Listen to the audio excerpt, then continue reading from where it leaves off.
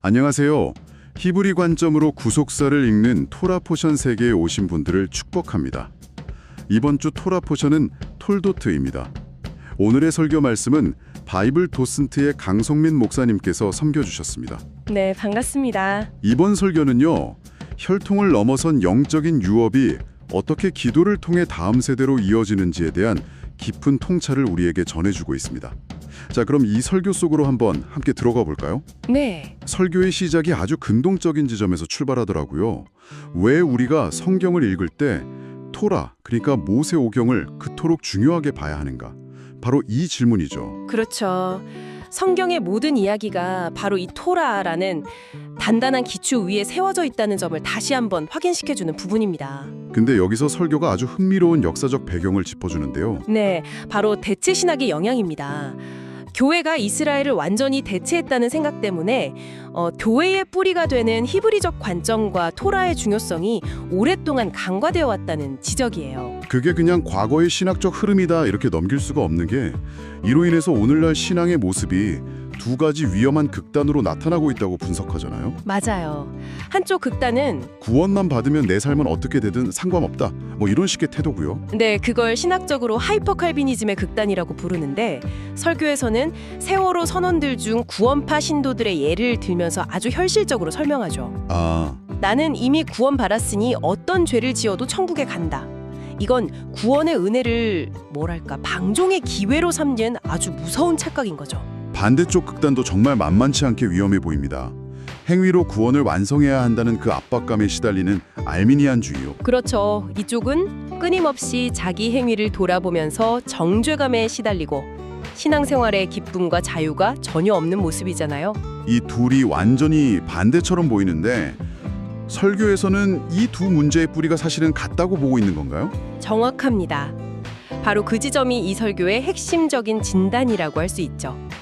한쪽은 법이 없으니 마음대로 살아도 된다고 하고 다른 한쪽은 법을 지켜야만 구원받는다고 생각하고 둘 다 하나님 나라의 시민으로서 어떻게 살아야 하는지에 대한 청사진, 즉 하나님의 법인 토라를 제대로 이해하지 못했기 때문에 발생하는 문제라는 겁니다. 그러니까 토라가 우리를 억압하는 율법주의의 도구가 아니라 네, 오히려 구원받은 백성이 어떻게 자유와 기쁨 속에서 하나님 나라의 가치를 이 땅에 실현하며 살아갈 수 있는지를 보여주는 일종의 생명의 설명서라는 거죠. 그렇군요. 율법주의로의 회귀가 아니라 오히려 진짜 자유를 위한 지침서로서 토라를 회복해야 한다는 말씀이네요. 맞습니다. 그렇다면 우리가 그 토라를 제대로 배우고 묵상할 때 우리 삶에 구체적으로 어떤 결과가 나타나게 될까요? 단순히 성경 지식이 늘어나는 것 이상일 텐데요. 물론이죠. 설교는 그 최종적인 열매가 지식의 축적이 아니라고 힘줘 말합니다. 바로 존재의 변화죠. 존재의 변화. 네, 빛과 사랑의 공동체가 되는 것. 이건 굉장히 중요한 지점인데요. 천국이 어떤 곳이냐고 묻는다면 바로 빛과 사랑이 가득한 공동체 아니겠습니까? 그렇죠. 우리가 그 나라의 법인 토라를 계속 묵상하고 살아낼 때 우리도 모르는 사이에 천국 백성의 모습, 즉 빛과 사랑의 사람으로 변화된다는 거예요.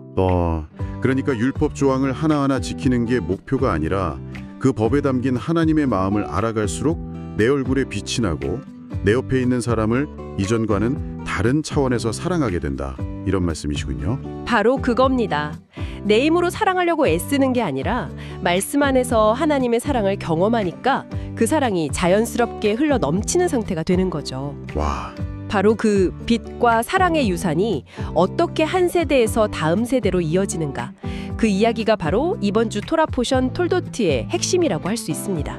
톨도트라는 말 자체가 족보, 세대를 의미하니까요. 네, 맞아요. 말씀을 듣고 보니 정말 그렇네요. 이건 단순한 출생의 기록이 아니라 그 빛과 사랑이라는 영적인 유산이 어떻게 흘러가는지를 보여주는 영혼의 족보 이야기군요. 그렇죠.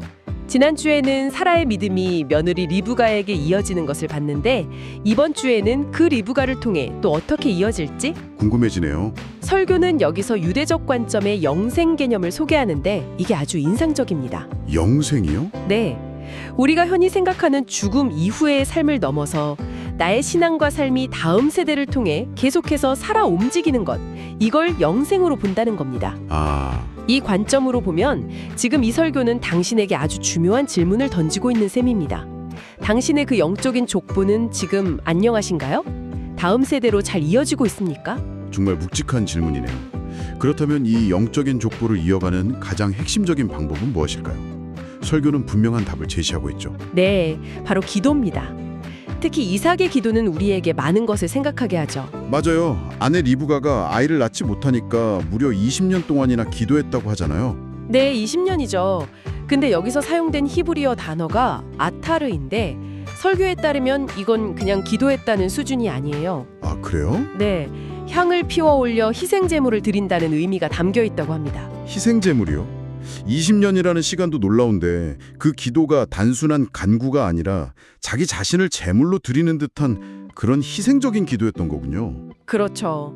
왜 그렇게까지 절박하고 희생적인 기도가 필요했을까? 그러게요. 왜 그랬을까요? 설교는 그 이유를 창세기 3장 15절의 첫 언약, 여자의 후손 언약과 연결해서 설명합니다. 사탄의 머리를 상하게 할 메시아, 그 구원자가 바로 이 가문을 통해 와야 하는데 지금 그 생명의 흐름이 막힐 위기에 처한 겁니다. 그렇군요. 그러니 이삭의 기도는 단순히 자녀를 얻기 위한 개인적인 소원을 넘어선 거죠. 인류의 구속사를 이어가기 위한 영적인 싸움이었던 겁니다. 구원의 역사는 이처럼 누군가의 끈질기고 희생적인 기도를 통해 이어진다는 사실을 보여주는 거네요. 맞습니다. 아내인 리브가의 기도도 정말 인상적이죠. 네, 임신은 했는데 뱃속의 아이들이 너무 심하게 싸우니까 그 문제를 가지고 찾아간 곳이 바로 모리아산이었다는 점이요. 그렇죠. 모리아산, 시아버지인 아브라함이 남편 이삭을 번제로 드렸던 그 순종의 장소이자 하나님의 약속이 확인된 곳. 문제가 생겼을 때 사람을 찾아가거나 자기 생각으로 해결하려 하지 않고 가장 먼저 언약의 장소로 올라가서 하나님께 직접 물었다는 것. 바로 그거죠. 주여 어찌하여 내게 이런 일이 있습니까? 이것이 바로 우리가 배워야 할 문제 해결의 방식이라고 설교는 강조합니다. 그리고 바로 그 기도의 자리에서 앞으로 펼쳐질 모든 이야기의 방향을 결정하는 놀라운 응답을 받게 되죠. 큰 자가 어린 자를 섬기리라. 당시의 문화와 상식을 완전히 뒤엎는 말씀이잖아요. 장자가 모든 걸 계승하는데. 맞습니다. 이 한 문장이 앞으로 리브가가 내리는 모든 결정의 기준점이자 나침반이 되는 겁니다. 그녀는 남편이나 다른 누구도 아닌 하나님께로부터 직접 받은 이 말씀을 평생 마음에 품고 있었던 거예요. 이 약속이 어떻게 성취되는지를 지켜보는 것이 그녀의 사명이 된 거군요. 네. 자, 이제 그 두 아들 에서와 야곱의 이야기로 넘어가 보죠. 설교는 두 사람의 기질과 삶의 방향이 얼마나 달랐는지를 아주 극명하게 대조합니다. 네. 에서는 들판의 사람, 사냥에 익숙한 자.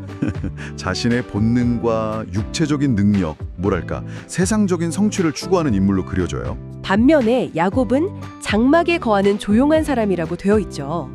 근데 여기서 조용하다고 번역된 히브리어 원어가 이시탐이라는 겁니다. 네, 저도 이 부분에서 정말 깜짝 놀랐습니다. 그렇죠. 야곱이 그냥 조용한 사람이 아니라 온전한 자, 흠 없는 자, 심지어 번제를 드리는 자라는 뜻이었다고요.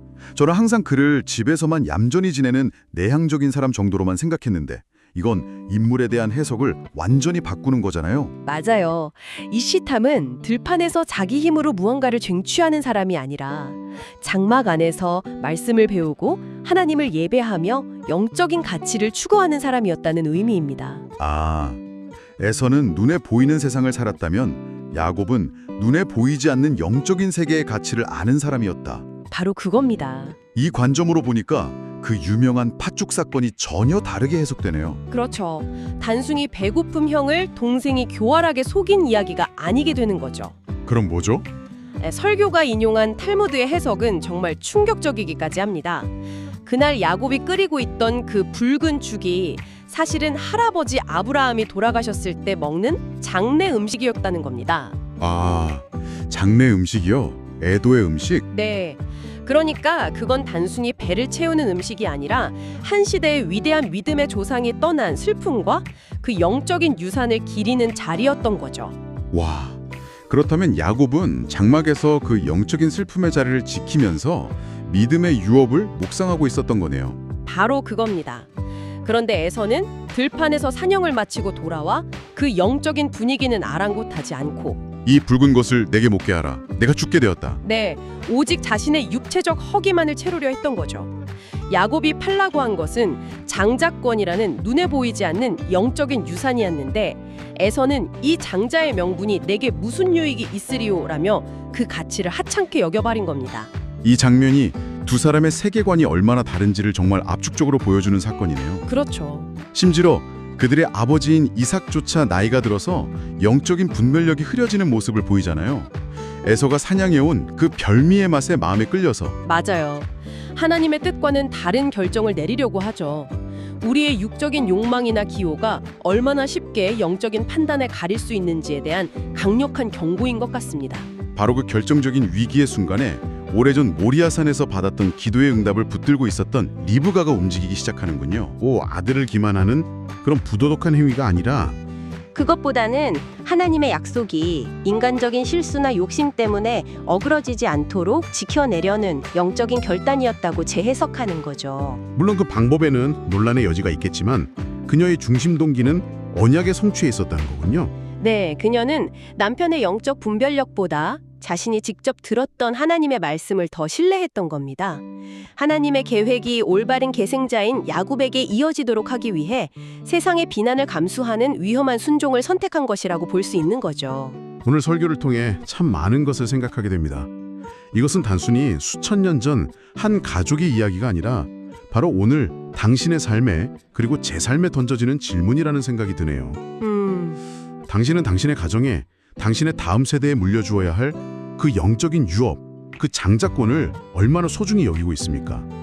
팥죽 한 그릇과 같은 세상의 즉각적인 만족과 그것을 맞바꾸고 있지는 않습니까? 설교는 우리에게 이런 마지막 질문을 남깁니다.